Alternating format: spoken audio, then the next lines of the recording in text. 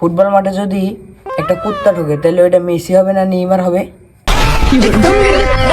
আরে কাল্লে ওটা সাকিব আল হাসান হবে।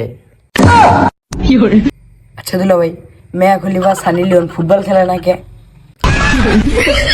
কারণ ওরা একাই 10টা প্লেয়ারের সমান।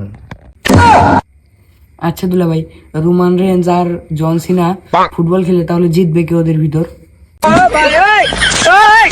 কে আর জিতবে? তোর বাপ। এ কাল্লে তুই আমার সাথে ফুটবল খেলতে পারবি?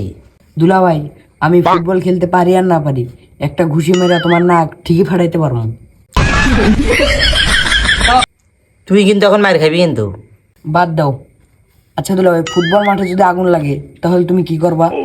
কি আর করবো, ওই মুতে দিয়ে আগুন নিবামু। আমি থাকলে কি করতাম জানো? কি করতি রে কাল্লে? তোমার 72 লাখ নিয়ে দৌড় দিব।